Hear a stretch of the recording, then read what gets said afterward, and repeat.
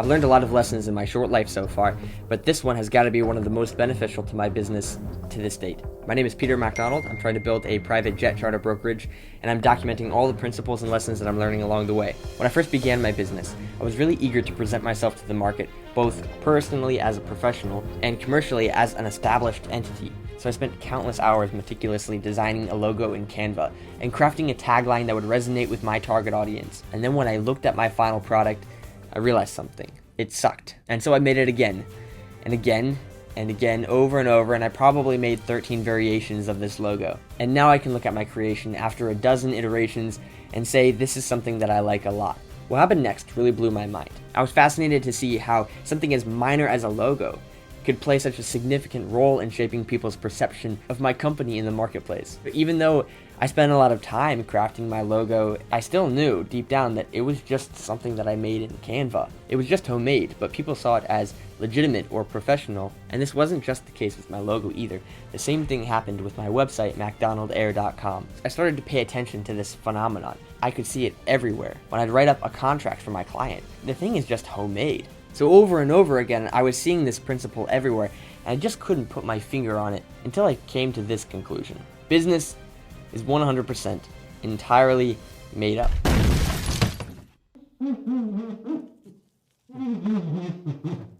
And no industry is spared. Medical, insurance, legal, it's all the same. There is no government document not drawn up by human hand, and so the threshold for professional is not perfection, because it's filled with flaws. Professional is just good enough that there are no major flaws, and as long as that keeps working, we'll just keep using that as the new status quo. With this newfound idea of professionalism, I now had a level of comfort that I didn't have before, because I could approach daunting tasks and know that as long as I just don't look dumb, there are millions of ways that I could run my business. The most successful businesses in the world all contain their own set of flaws and imperfections due to the nature that they're all man-made. If there is a takeaway here, it's don't sweat it.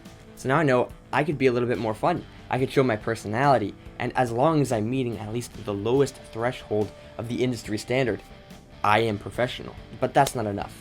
I wanted to know why. Why do we have this floor of professionalism if it's all homemade anyway? And I think to find the answer, we have to look kind of into ourselves. We have to look at basic human nature. We just have a natural tendency to create systems and narratives that give shape and meaning to our lives. We construct social, cultural, and economic frameworks that help us navigate the complexities of our existence, which is just a fancy way of saying we put these constructs on ourselves so that we feel like there is some order in a world full of chaos. In our quest for stability and predictability and progress, we create and perpetuate things like hierarchies or jargon, dress codes, and inevitably industry standards. Imagine this, you're playing a card game and you want 4 aces in your hand, right? The dealer deals all the cards out and you get 4 cards and one of them is an ace. The idea is you discard the other 3, and so he gives you 3 new cards to replace the 3 old ones, and one of them is an ace. And so now through this process of iterating, you've created 2 aces for yourself when before you only had 1. And inevitably you will finally reach 4 aces, but it will take time and it will take imperfection and practice. So ultimately, what I'm saying is that there are good things about business already, and we can use that as the basis of our understanding to continue to strive for excellence using something like professionalism as a solid foundation. Okay, that was a lot, right? But with this understanding that business is all made up, you're probably going to ask these 2 questions. How does this affect my village in Minecraft? And how can I use this to my advantage? And luckily for you, your village in Minecraft is probably fine, and you can easily use this to create an unfair advantage in your industry by following this principle that I've kind of figured out. I call it the infinite iteration framework, and it looks like this. It's just 3 steps, right? Iterate, market test, repeat. Very, very simple. Nothing groundbreaking, but following this principle of infinitely iterating allows you to reach a level of excellence that you would never reach if you were only striving for professionalism. And most of your competitors will stop at professionalism because that's what they committed to. But when you commit to iterating infinitely, you will have 4 aces in your hand, and they might only ever have 1, and that is how you beat your competition. Way Better Studios is a company that's been on the winning end of this framework, iterating past the point of a professional look, past the point of being able to draw in the attention of a viewer, and to the point of capturing the attention of an entire audience. This company excels at making short-form content, and they help businesses and creators scale their content marketing. If you're looking to scale your content through short-form marketing or video editing, you can find more about them at waybetterstudios.com. This all perfectly ties into the idea that business is a game, and games are fun if you know how to play them. And they're a lot more fun if you're winning. And so it makes sense to get better at this game. This is how Alex Hormozy creates near perfect products when he releases them to the market, or how Gary Vee has mastered the message that he conveys. So now with knowing all of this is made up, and the way to win is just by constantly getting better, what now? There's actually nothing more controversial that you could say than saying business is all made up, so you should probably just stop talking. Well, I've thought about it, and I've elected to make the executive decision to ignore that.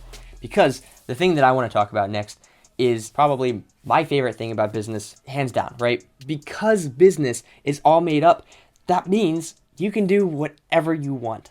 I'm serious, right? You don't like cold calling? Okay, try email marketing. Oh, maybe you don't like that either, right? You like making TikToks for fun though, just on the side. Maybe you'll like making content for your business. And now when it's time to bring in new customers, instead of approaching the phones because you hate it anyway, do the thing that you were going to do for fun and you'll enjoy your work a whole lot more. There are a million ways to make $1 million, and anyone who tells you that there's only one is either ignorant or trying to sell you something. You have full autonomy, and that's why I love running business so much, is because I can make things look and feel and run exactly the way that I want, something that is perfectly tailored to my personality and the way that I socialize. And that's why I think the solopreneur business model is becoming so popular nowadays, because people realize, oh wait, I can actually have things look and feel the way that I want. This is like way better than working a job that I hate. I've said it before that modern business is sandbox mode for all of human history, and the toys that you're playing with are just the businesses that you're building. And so have fun with them, you know? Business is fun. I'm not a very creative person when it comes to art or music, but when it comes to business, I mean, this is my game. I love this. I could talk about this all day while being creative in this philosophical way, and so it fills me up. This is your opportunity to create something that gives you life. You hate the company culture that you're in. You hate the line of work that you're in. So create a system for yourself that you love so much that you give your all when you're awake. So you go to bed tired and wake up the next day excited to do it all over again. And now you have this ability to find deeper meaning. And even if it's not directly in your business, by creating a career that no longer drains you, you now have something inside of you to give and you didn't before. And giving that creativity is what fills you up. And here's why I think that is. Because at the dawn of time, we were named co-creators with God. And when we are creative, I think that we are actually drawing from His infinite source of creativity. When we're writing music or building a business, when we are the vehicle for that creativity and it flows through us, through that process, we are being filled up ourselves rather than drained. Because I can't think of another explanation as to why we are so filled up after giving so much of ourselves to a project. That's just how it is. But here's the bottom line. Don't let these constructs stop you from living a life that glorifies God and fills you up. Thanks for watching today's video. I'm glad you made it to the end. On my journey, I'm breaking down the philosophical principles that I'm learning as I'm trying to grow my own business. And if that interests you, feel free to follow along and keep watching as I'm putting these principles to the test in my own business, and you can see for yourself whether these principles are legit or I'm just full of it. But only time will tell. Take care.